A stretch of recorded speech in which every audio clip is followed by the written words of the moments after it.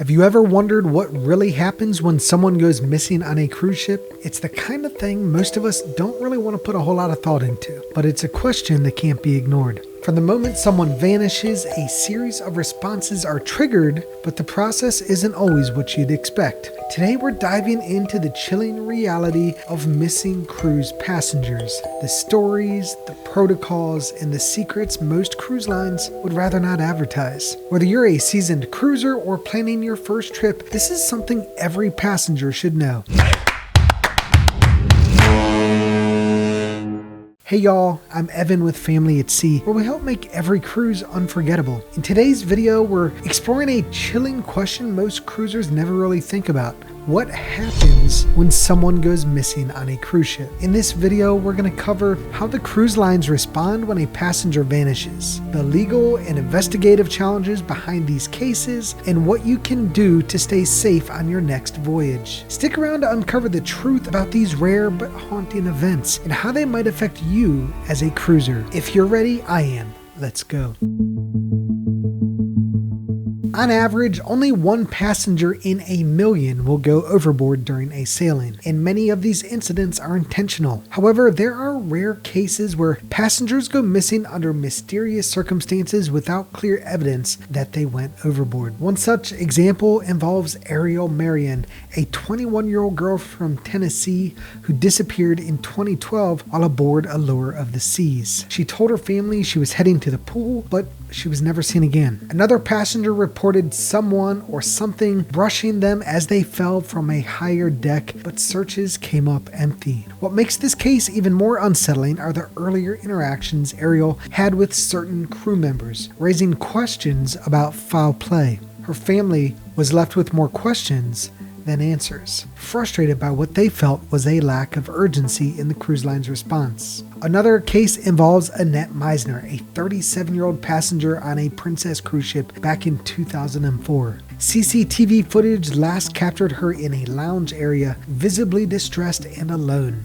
Her purse was later found near a railing, but despite extensive searches, her body was never recovered. Family members expressed doubts about the thoroughness of the investigation, suspecting that the circumstances surrounding her disappearance were not fully addressed. And let's be real.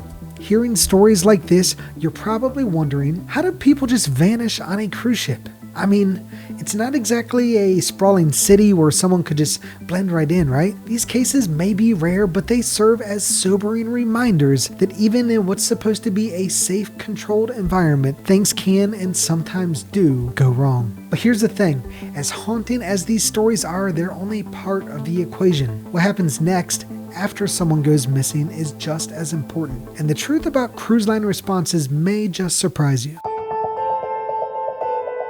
When a passenger is reported missing on a cruise ship, the crew follows a well-established protocol to ensure every possible step is taken. The first task is confirming whether the person is truly missing. This involves cabin checks, searches of common areas, and reviewing security footage to pinpoint their last known location. With cruise ships equipped with extensive CCTV systems, this becomes a key tool in piecing together a timeline. If the individual still can't be found, the ship security team steps into high gear.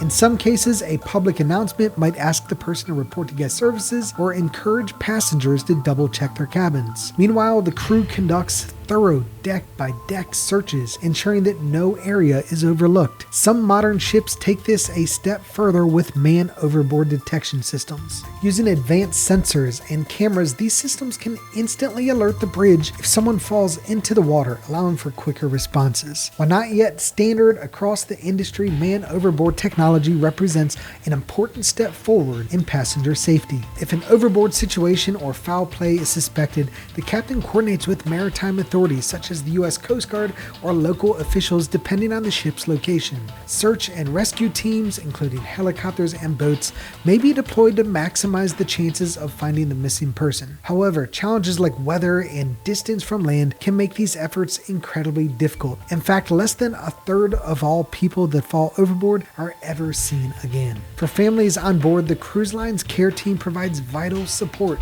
From counseling to helping with logistics, these teams are there to assist during an an unimaginably stressful time. Every step in this process is designed to respond swiftly and thoroughly, ensuring the best possible outcome. But what happens if someone still is not found? That's where things get even more complex.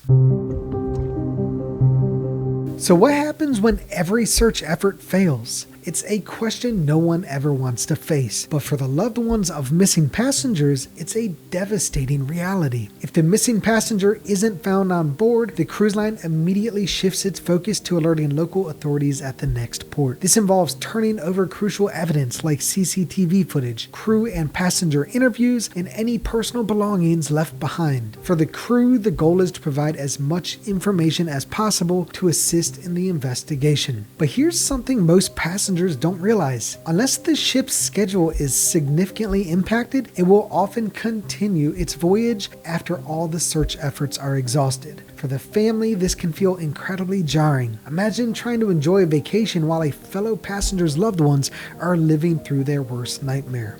And for those families, the absence of closure is often the hardest part. Cruise lines understand this and offer support through dedicated care teams. These team members provide counseling, help with travel arrangements, and serve as a vital resource for navigating the complex and emotional aftermath. The role doesn't end when the cruise is over either. They continue to assist families back home, offering guidance through an unimaginable situation. It's a system designed to provide care and cooperation, but the questions don't end there. What happens next, when investigations and legal jurisdictions come into play, can be just as complex, and that's where things get tricky. So, who's in charge when a passenger goes missing? It might seem straightforward, but the answer depends on a web of international laws, jurisdictions, and protocols that can quickly complicate the situation. When a passenger disappears on a cruise, the first question investigators face is this: whose laws apply? Cruise ships operate under the jurisdiction of their flag state, which is the country where the ship is registered. For example, if the ship is flagged in the Bahamas, Bahamian law often governs the case, even if the incident happens thousands of miles from Bahamian waters. And here's where things get even trickier. Not all flag states have the same investigative resources, and their priorities may differ from those of the passenger's home country. If foul play is suspected, agencies like the US Coast Guard or FBI might step in, especially if US citizens are involved or the ship is near US waters. But even then, the international nature of maritime law can lead to delays and jurisdictional conflicts. And what about incidents in international waters? That's when things get even more complex. With no single nation in charge, investigations can slow to crawl. Families are often left in limbo, navigating inconsistent protocols and lengthy delays while searching for answers. Despite these challenges, there's hope for change. Advocacy groups are pushing for greater transparency and standardized responses across the cruise industry. Their work is vital in bridging the gaps between jurisdictions, ensuring families get the answers they deserve. But here's the big question: how do families move forward when legal hurdles and emotional struggles collide? That's where awareness and preparation come in, and we'll cover exactly what you need to know next. I want to pause for a moment to share something special about videos like this one. I'm diving deeper into investigative content, looking at the bigger, sometimes difficult questions that we have as cruisers. My usual content celebrates the fun and excitement of cruising, but every once in a while I feel it's important to address these more serious topics to help make our journeys safer and more informed. If you're finding value in this type of video, a quick like or subscribe helps YouTube share it with more cruisers who might have similar questions. Plus, subscribing means you'll get both the fun, upbeat content you love and these deeper dives to equip you with knowledge you might not find anywhere else. Thank you for your support, and now back to the video. Speaking of safer journeys, let's dive into some practical safety tips that every cruiser should know before setting sail. While the risk of going missing on a cruise is incredibly low, it's always smart to take extra precautions to stay safe. After all, a little preparation can go a long way. With that in mind, here's some practical tips every cruiser should know. Whenever possible, move around the ship with friends or family, especially at night or in less crowded areas. Let someone know where you're going, even if it's just for a quick walk. If you don't get the Wi-Fi package on board, most cruise lines offer apps or other ways to communicate with your travel companions. These tools are great for quick check-ins if you're exploring separately. And even if you don't have that as an option, you can get a whiteboard to put on your cabin door where you can leave notes for each other. Overconsumption can impair judgment, so it's best to stay mindful of your limits. Stick with the group when drinking and avoid wandering alone afterwards. If anything feels off or you see something concerning, report it to ship security. They're trained to respond and take reports seriously. Always lock your cabin door when you're inside and use any extra security features available like the door bolt.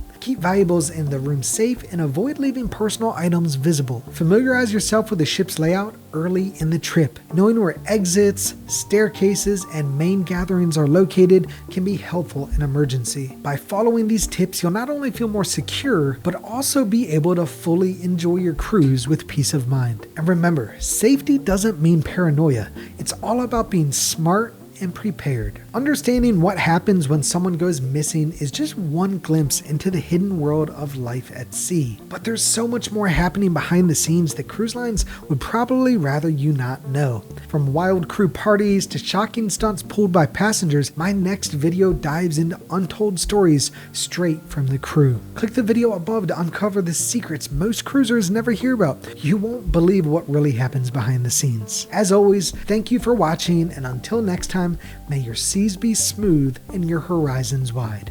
Bon voyage!